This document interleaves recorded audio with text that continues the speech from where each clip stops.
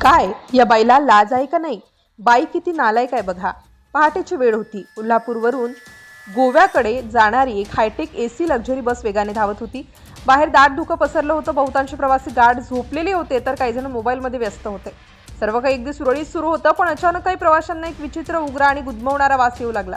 सुरुवातीला तो फक्त काही सीटपर्यंत मर्यादित होता, पण काही मिनिटातच संपूर्ण बसमध्ये पसरला. लोक एकमेकांकडे पाहू लागले. कुणालाच काही समजत नव्हतं की हा वास नेमका येतोय कुठून. वास वाढत गेला तसं प्रवाशांना श्वास घ्यायला त्रास होऊ लागला. काही जणांनी नाकावर रुमाल धरले तर काहींनी खिडक्या उघडण्याचा प्रयत्न केला, पण ती एसी लक्झरी बस असल्यामुळे खिडक्या बंद होत्या. इतक्यात एसीच्या वेंटरमधून हलकासा पांढरा धूर बाहेर येऊ लागला. धूर पाहताच बसमध्ये एकच किंकाळ्या सुरू झाल्या. महिलांनी मुलांना घट्ट पकडलं. वृद्ध प्रवासी घाबरले तर काही तरुणांनी तातडीने ड्रायव्हरला आवाज द्यायला सुरुवात केली. पण आश्चर्याची गोष्ट म्हणजे ड्रायव्हरकडून कोणतीही प्रतिक्रिया येत नव्हती. बस थांबवा अशा आरोळ्या सुरू होत्या. मात्र बसचा वेग कमी होण्याऐवजी वाढतच होता. त्यामुळे भीतीचं रूपांतर आता संतापात झालं. काही प्रवासी पुढे जाण्याचा प्रयत्न करत होते तर काही जण देवाचं नाव घेत होते. प्रत्येकाच्या मनात एकच प्रश्न होता, बसमध्ये नेमकं चाललंय तरी काय? याच दरम्यान अनेकांचं लक्ष ड्रायव्हरच्या मागच्या बाजूला असलेल्या एका महिलेकडे गेलं. ती सतत आपल्या बॅगेत हात घालत होती. तिचे हात थरथरत होते, डोळ्यातून अश्रू वाहत होते. ती कोणाशी तरी बोलत नव्हती. लोकांनी तिच्याकडे संशयाने पाहायला सुरुवात केली. काहींनी कुजबूज सुरू केली, तिच्या बॅगेत काहीतरी संशयास्पद वस्तू असावी. काही जण तर उघडपणे म्हणू लागले की संपूर्ण प्रकाराला हीच महिला जबाबदार आहे. काही मिनिटातच अफवांनी इतका जोर धरला की अनेक प्रवाशांनी त्या महिलेपासून दूर जाण्याचा प्रयत्न केला. तिच्या सीटजवळ बसलेले लोक उठून दुसरीकडे जाऊ लागले. काहींनी तिला प्रश्न विचारले, पण ती काहीच बोलत नव्हती. उलट तिचं रडणं आणखी वाढलं. त्यामुळे संशय अधिकच गडद झाला. बसमध्ये आता प्रत्येकाची नजर त्या महिलेवरच होती. इतक्यात बसमध्ये प्रवास करणाऱ्या एका माजी सैनिकाने परिस्थिती शांतपणे पाहायला सुरुवात केली. इतरांप्रमाणे निष्कर्ष काढण्याऐवजी त्यांनी आधी संपूर्ण परिस्थिती समजून घेण्याचा प्रयत्न केला. त्यांनी एसीमधून येणारा धूर, बसचा वाढलेला वेग, ड्रायव्हरची शांतता आणि प्रवाशांची घबराट हे सगळं बारकाईने पाहिलं. त्यांना कुठेतरी काहीतरी वेगळंच घडत असल्याची जाणीव झाली. त्यांनी काही प्रवाशांना सोबत घेत पुढे जाण्याचा निर्णय घेतला. अनेकांनी त्यांना थांबवण्याचा प्रयत्न केला. काहींनी आधी त्या महिलेची बॅग तपासण्याचा आग्रह धरला, पण त्यांनी ऐकलं नाही.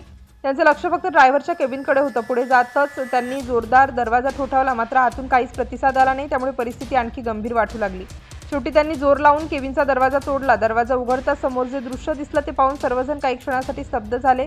ज्या गोष्टीचा संशय लोकांना त्या महिलेवर होता त्याचा त्या महिलेशी दूरवरपर्यंत संबंधच नव्हता. उलट खरा प्रकार पूर्णपणे वेगळाच होता.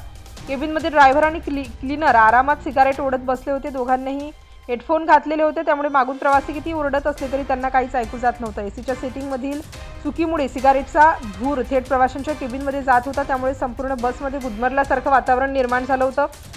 ज्याला लोक एखादा मोठा स्फोट किंवा भयंकर कट समजत होते, त्यामागे हा निष्काळजीपणा होता. हे पाहताच प्रवाशांचा संताप पणावर झाला. अनेकांनी ड्रायव्हरला जाब विचारला. काही जण त्याच्यावर ओरडू लागले. काही महिलांना रडू कोसळलं. लहान मुलांची अवस्था बिकट झाली. काही वृद्धांना श्वास घेण्यासाठी त्रास होत होता. बस तातडीने रस्त्याच्या कडेला थांबवण्यात आली आणि सर्व प्रवाशांना खाली उतरवण्यात आलं. आता मात्र सगळ्यांचं लक्ष पुन्हा त्या महिलेकडे गेलं, कारण तिची बॅग अजूनही संशयाच्या भोवऱ्यात होती. अनेकांच्या आग्रहानंतर ती बॅग उघडण्यात आली.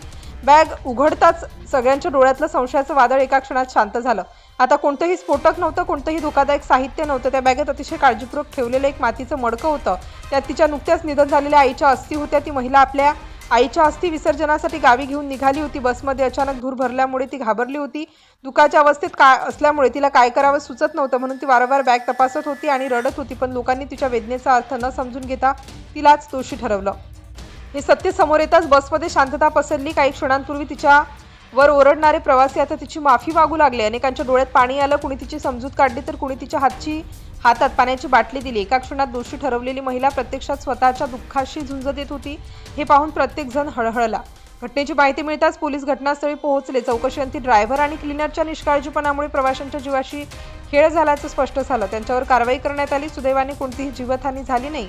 मात्र या घटनेने एक मोठा धडा दिला. अपूर्ण माहितीच्या आधारे कोणालाही दोषी ठरवू नये, कारण कधीकधी ज्या व्यक्तीकडे आपण संशयाने पाहतो तीच व्यक्ती सर्वात मोठ्या दुःखातून जात असते.